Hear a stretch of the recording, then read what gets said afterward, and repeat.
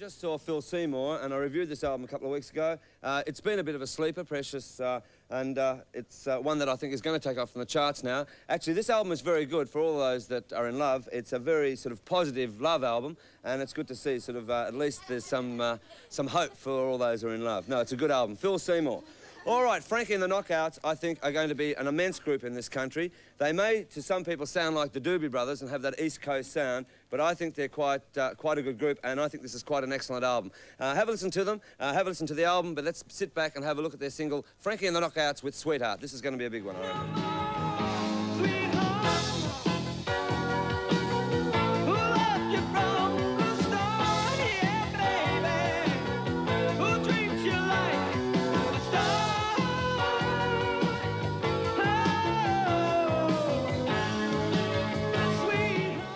In fact, a great song by him, and it's a great singer as well.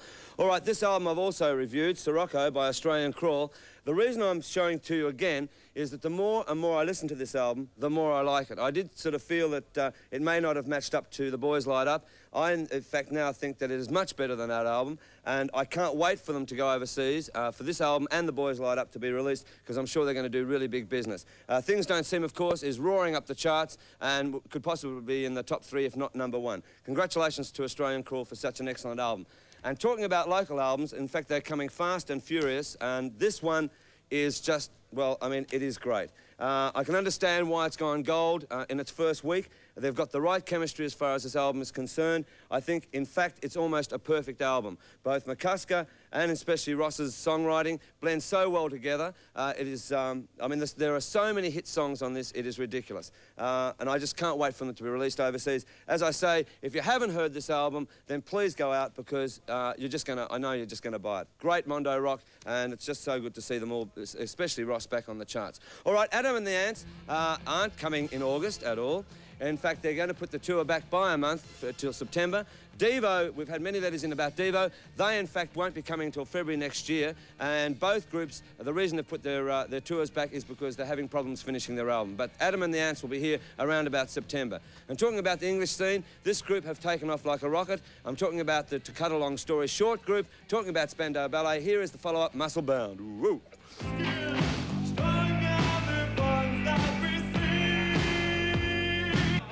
They certainly are amazing, Spandau Ballet. All right, over the last 2 years, we've seen the return of the EP on the recording market scene, then the extended EP. Now we are seeing the mini album, and it's a very good idea because it does bring down the cost of albums, and because albums are very expensive. The mini album has around about 8 to 9 tracks on it, and Mushroom have released 2 for this week. Jojo Zepp and the Falcons with Dexterity. It's Jojo Zepp back at his best. There's been a lot of talk, of course, about Jojo Zepp breaking up. He's just sort of having a recess at the moment. There'll be new members in the group, but believe me, Jojo Zepp will be back by the end of the year. The other album is a superb album. It's a mini album. It's The Models, and it's Cut Lunch, and there are so many tracks on this that should be hits. Toucan, I prefer Cut Lunch, but I'm sure all you're going to love Toucan. The Models, of course, are over in London, as are like Midnight Oil, and both groups are doing so well.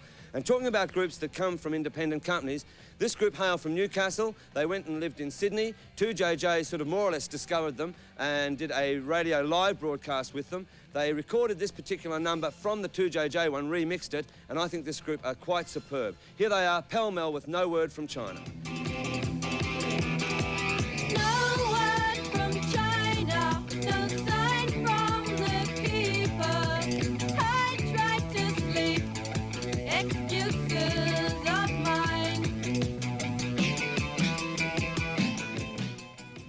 I must say that the floor manager's got me slightly confused. If I said 2JJ, I meant 2JJJ, who are an excellent station in Sydney, as are a lot of the stations, FM stations around the country at the moment. All right, a very quick one, The Quick with their new album, and I tell you what, Young Men Drive Fast, which will be the follow-up to Hip Shake Jerk, is an excellent single, and I didn't think they could do it, but they have. The Moody Blues, I've already reviewed this album, Long Distance Voyager. All I want to tell you about this, you should go and listen to this album and have a look at the single off this album. Here it is, Gemini Dreams, The Moody Blues.